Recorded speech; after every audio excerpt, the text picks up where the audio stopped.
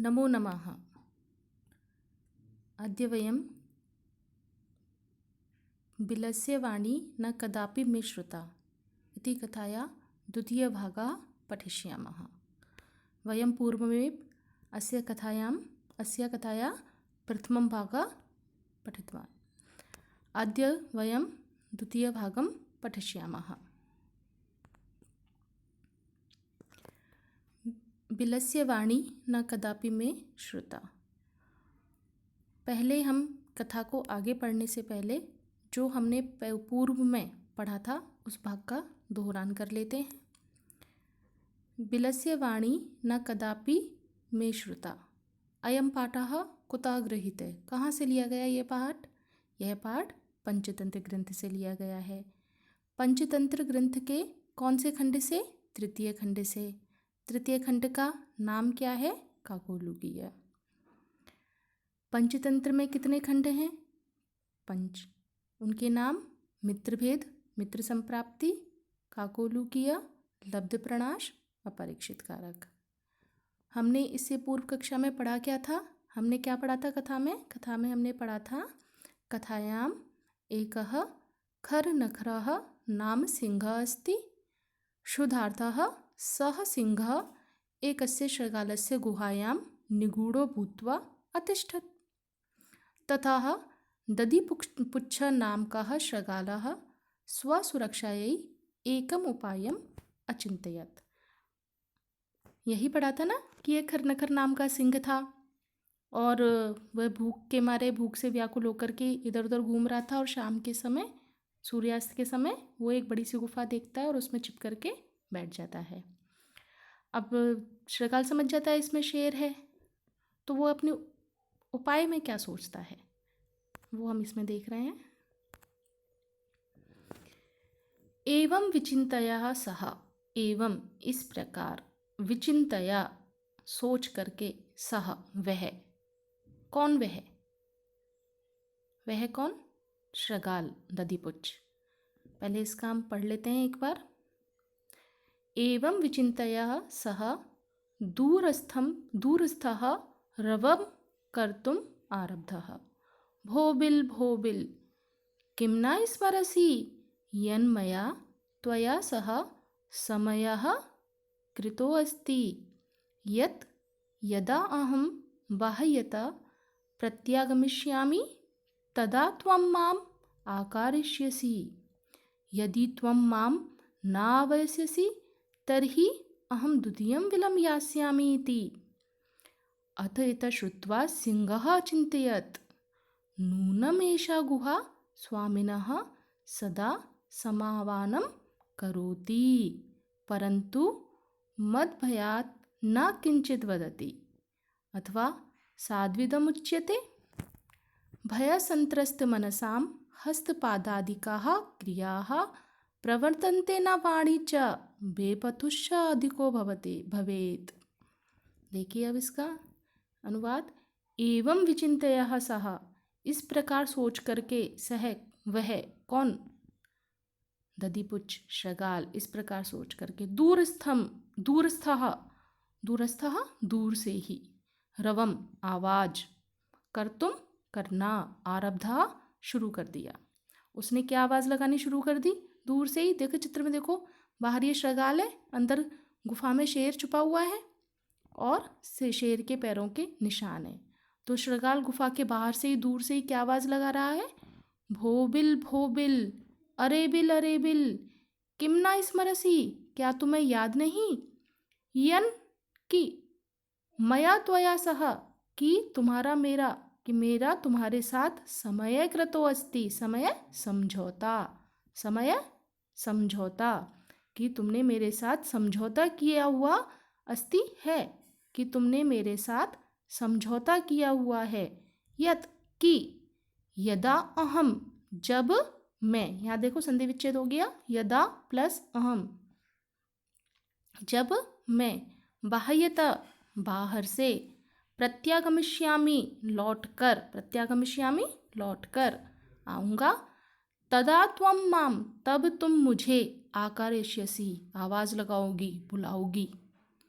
देखो प्रत्यागमिष्यामि भी इसमें भी संधि विच्छेद है। प्रति प्लस आगमिष्यामि, संधि का नाम आपको याद आ गया होगा, कक्षा 7 में हमने पढ़ी थी ये संधियाँ बहुत अच्छे से। अगर नहीं याद आया है, भूल गए हैं, तो दोहरान के लिए वह पुस्तिका, वह आपकी टिप्पणी पुस्तिका उठा करके फिर से देख लें।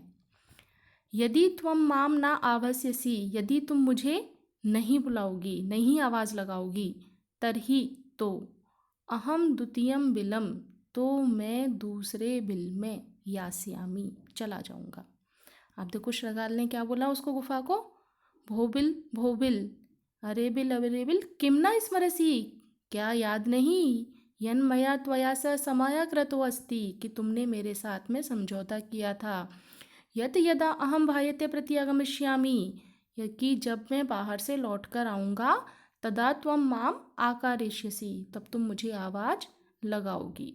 यदि त्वं माम न आवास्यसि, यदि तुम मुझे आवाज़ नहीं लगाती हो, तर्हि अहम द्वितीयं बिलं यास्यामि, तो मैं दूसरे बिल में चला जाऊँगा। अब देखिए इस पंक्ति में, यदि त्वं माम न आवास्यसि, यदि त्वं अत्र कस्य कृते प्रयुक्ताः, त्वं यहाँ किसके लिए आया है, कौन किसको बुला रहा है, त्वं माम, अत्र त्वं कः अस्ति, माम कः अस्ति, अत्र त्वं गुहा अस्ति, गुफा के लिए आया है। यदि तुम माम, मुझे दधिपुच्छ श्रृगाल के लिए, कि तुम मुझे आवाज़ नहीं लगाओगी। यदि त्वं माम न आवास्यसि, यदि तुम मुझे आवाज़ नहीं लगाओगी, तो तुम किसके लिए है, कः अस्ति त्वमत्र, गुहा, माम दधिपुच्छः श्रृगालः। यदि त्वं माम न आवास्यसि, तर्हि अहम द्वितीयं बिलं यास्यामि, यदि तुम मुझे आवाज़ नहीं लगाओगी, बुलाओगी नहीं, तो मैं दूसरे बिल में चला जाऊंगा। अब उसने ये कह दिया, अथ एतत् श्रुत्वा सिंह अचिंत्यत, अथ एतत् श्रुत्वा। अब देखिए ये एतत् श्रुत्वा जो शब्द है, यहाँ पे भी संधि विच्छेद है, लेकिन ये आपके पाठ्यक्रम में नहीं है, आप केवल जानकारी के लिए समझ लें। इसका संधि विच्छेद होगा एतत् प्लस श्रुत्वा, जो चा है वो ता में बदल जाएगा, और ये छा है ये श्र, क्या हो जाएगा, श, एतत् प्लस श्रुत्वा, और संधि का नाम है षष्ठवटी। अत एतत् श्रुत्वा सिंहः अचिंतयत्, इसके बाद एतत् यह, श्रुत्वा सुन करके, सिंहः शेर, अचिंतयत् सोचा, शेर ने सोचा। इसके बाद यह सुन करके शेर ने सोचा, नूनम एषा गुहा स्वामिनः सदा समावनं करोति, नूनम निश्चित रूप से, एषा गुहा यह गुफा, स्वामिनः है स्वामी का, सदा हमेशा, समावनम आवाज बुलाना, करोति करती है, निश्चित रूप से यह गुफा हमेशा स्वामी को बुलाती है, स्वामी को आवाज़ लगाती है। परंतु मद भयात, लेकिन मेरे भय से, मेरे डर से, न किंचित वदति, कुछ भी नहीं बोल रही है, लेकिन आज मेरे डर से कुछ भी नहीं बोल रही है, क्योंकि मैं इसके अंदर बैठा हूँ। अथवा साधु इदम उच्यते, और अथवा ठीक ही कहा गया है। अब शेर अपनी समर्थन कर रहा है बात का, कि ये गुफा को डर लग रहा है। कैसे, क्या समर्थन कर रहा है, भय संत्रस्त मनसाम हस्तपादादिकाः क्रियाः प्रवर्तन्ते न वाणी च बेपतुश्च अधिको भवेत्। भय संत्रस्त मनसाम, पहले इसका देखो अन्वय, देखो अन्वय सरल रूप में इसको जमा लेते हैं वाक्य के अनुसार। भय संत्रस्त मनसाम हस्तपादादिकाः क्रियाः वाणी च न प्रवर्तन्ते बेपथुः च अधिकः भवेत्। अर्थात देखिए इसका, भय संत्रस्त मनसाम, यानी कि भय से डरे हुए मन वाले लोगों के, है ना, भय से जब डर जाते हैं उस स्थिति का बताया इसमें, भय से डरे हुए मन वाले लोगों के। जैसे कई बार कोई विपत्ति आ जाए, अचानक कुछ हमारे सामने आ जाए समस्या, तो हम भी डर जाते हैं ना, हाथ पैर कांप जाते हैं, वही वह संत्रस्त मनसाम, डर से, भय से डरे हुए मन वालों के, हस्तपादादिकाः, हाथ व पैरों से संबंधित क्रियाएं, हाथ व पैरों से संबंधित क्रियाएं।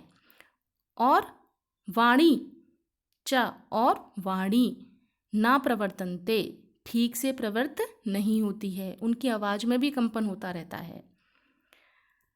बेपथु चादिको भवेत, और शरीर भी कांपता रहता है। ठीक है, बेपथु शरीर, चादिको बेपथु कंपन, चादिको भवेत और कंपन भी अधिक होता है। फिर से देखिए, भय संत्रस्त मनसाम, भय से डरे हुए मन वाले लोगों के हस्तपादादिकाः क्रियाः, हाथ व पैरों से संबंधित क्रियाएं। वाणी च और वाणी ना प्रवर्तन्ते, ठीक से प्रवृत्त नहीं हुआ करती है। बेपथुः कंपन, च अधिकः और अधिक, भवेत होता है और कंपन बहुत अधिक होता है। तो ये शेर यही सोच रहा है कि ये गुफा इसलिए नहीं बोल रही है क्योंकि ये डरी हुई है। मैं शेर जो कि एक बड़ा शक्तिशाली जानवर है, इस गुफा के अंदर है और वह गुफा डर गई है, क्योंकि विद्वानों ने भी कह रखा है कि भय संत्रस्त मनसाम हस्तपादादिकाः क्रियाः वाणी च न प्रवर्तन्ते, डर से जो भय से जो लोग डर जाते हैं उनके हाथ पैरों की क्रियाएं नहीं होती है, वाणी भी ठीक तरह से काम नहीं करती है, आवाज़ भी नहीं निकलती है और कंपन भी होने लगता है। यही सब कुछ इस गुफा के साथ हो रहा है, इसलिए यह गुफा आवाज़ नहीं लगा रही है। समझ में आया? अब इसका आप पुनः पुनः अभ्यास करेंगे, पुनः पुनः इसको पढ़ेंगे। ये इनके शब्दार्थ दिए हैं, प्रथम गद्यांश का और द्वितीय गद्यांश का। इनको बार बार आप पढ़ेंगे, बार बार अभ्यास करेंगे। उसके पश्चात क्या होता है, शेर इस प्रकार की कल्पना करके आगे क्या कदम उठाता है, वो हम इसके तृतीय भाग में पढ़ेंगे। इस आपके लिए गृह कार्य भी है। इसमें गृह कार्य में आपको क्या करना है, आपको गद्यांश यहाँ पे दोबारा दिया गया है। इस गद्यांश में जितने भी अव्यय पद हैं आप उनको चुनेंगे और चुन करके लिखेंगे। लिखने के दो तरीके हैं, आप या तो गूगल क्लासरूम पर मुझे उनका उत्तर देंगे, अन्यथा कॉपी में लिख के फ़ोटो खींच के मुझे मेरे व्यक्तिगत नंबर पर सेंड कर देंगे। ग्रुप में ना भेजें, मुझे मेरे पर्सनल नंबर पर सेंड करें। और दूसरा प्रश्न है आपका, गद्यांशे रेखांकित पदानाम संधि विच्छेद क्रियताम। गद्यांश में जो ये रेखांकित पद दिए हुए हैं 5, इन रेखांकित पदों का आप संधि विच्छेद करेंगे और संधि का नाम लिखेंगे। तरीके वही हैं, मेरे व्यक्तिगत नंबर पे मुझे भेजें उत्तर या फिर गूगल क्लासरूम पर उत्तरों को लिख दें। धन्यवाद। आज के लिए इतना ही। तृतीय भाग आगे की कक्षा में पढ़ेंगे। आपका दिन मंगलमय हो।